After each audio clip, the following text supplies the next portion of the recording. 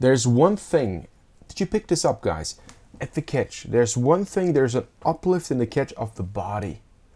And the interesting thing is, whenever the body moves up vertically, so do the hands, and then the boat just doesn't move. This is almost a principle.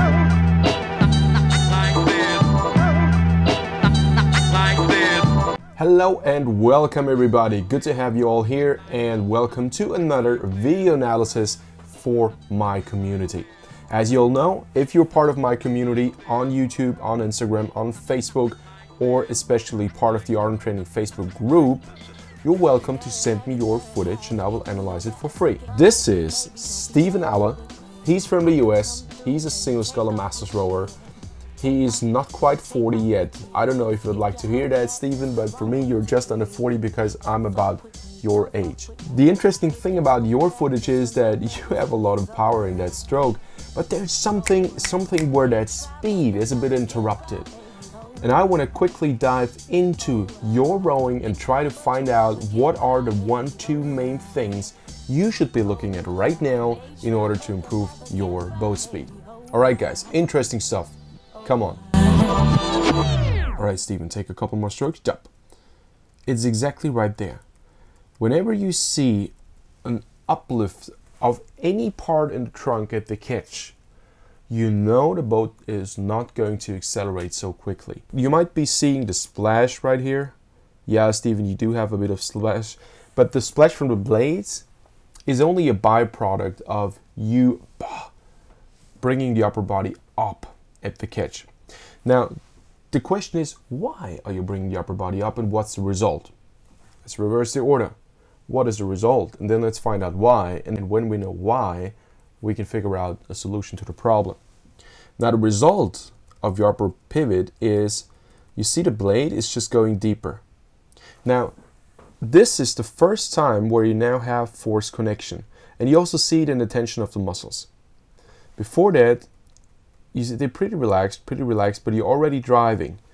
Guys, check out this. Come really close to the screen right now.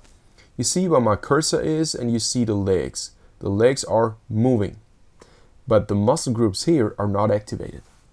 Not activated, not activated. They are internally in terms of stiffness, but it's not that hang loose counter reaction tension we want to look for. Now you see the forearm getting a bit tight. Too hard of a grip. Why? No stability in the boat. And a lot of you guys ask me and say, hey arm, my single scull is not as stable as it should be, because with all the tension you bring in the upper section of the trunk, you basically move your center of gravity up. Tension and center of gravity usually correlates. So if you're really tight in the upper section of your shoulders, all the center of gravity will move up, and everything that moves up vertically will get unstable. It's just that simple. So, and now at the first, you're looking for the resistance. So interesting. So you're bringing force from your feet over your knees to your hip through the trunk, and as soon as this force connection is established, you will see tension there. This is why I love the 90-degree side shots. This is where you can see everything. You know, I don't need to see the rest. If you see this, you know everything that's going on. It's a drive. First time you have connection, you stabilize with an uplift of the trunk. You try to hold, doesn't work, and you see no matter how hard you try, you want to have a drive. Now that the upper body is almost in a 90-degree angle to the boat, to the water surface, which basically means you used a lot of that pivot momentum you would need at the finish. Now you start to drive, and even now you're still adding some upper body motion, and the result of this will be, I haven't seen it yet, but I'm 100% sure you wash out towards the finish. Maybe I lose this bet. No, you do. Yeah, absolutely. And the interesting thing is that you manage to keep the oars bending all the way up to here, but at the 90-degree perpendicular, no more bending. So they bend here, here, here, here, here. Gone. No more full force connection. Why? Because at this point of time, and I'm referring to the video on perfect force curves and how to get them. Second, legs first. Leave the upper body where it is. If you do this, your hands, you see this? Go up. If the hands move upward, you cannot possibly have a force curve that is efficient, because the only thing that propels the boat is this, not this. So make sure you add nothing vertical as you're pulling horizontal. If you look at this video, you will understand what I mean now, because now, Stephen, you're running out of upper body motion, which would help you to give that boat that extra boost. But there is no extra boost, although it could be there. Solution. It's with almost 101% of all athletes who have this problem, you are bending your knees too early. And the consequence is that you see this hip section right there, it is still not where it should be. So it should be pointing a bit forward. I'm not talking about the upper section of the trunk. I'm talking about the lower section of the trunk. This is where you get the pivot momentum. You don't pivot with the shoulder girdle, you don't pivot with the chest, you pivot with the lower section of the spine. And this should be brought forward before you bend the knees. Will this create some tension in your hamstrings? 100%. You should have this flexibility. And as you don't do this and you come forward now, you have a lot of weight on your handles. This position per se looks excellent, but the way you got there is not efficient. And therefore, you come from an actually excellent position, maybe the seat a bit too close, but that's all right. And now you do this upper body pivot. Getting this right, Stephen, would get you another 3 seconds over a 1K. Not even talking about you using Randall foils. If you had Randall foils on there and used the technique properly, I would give you another 8 seconds over a 1K in a race situation. Not even talking about, exponentially being faster over a long distance race, a head race, which this is. Because you do have a very good understanding, and guys, look at this. This is excellent. This solid drive, the idea of propelling the boat with legs only, it is there. Stephen knows how to do it. It's just difficult to get into that leg drive only. So Stephen, I think that's, initially you talked about there are 2 things. I think this is the one thing. Solve it and you will be much faster. I would love to have you at the training camp in Austria, honestly. This is exactly where we work on things like this.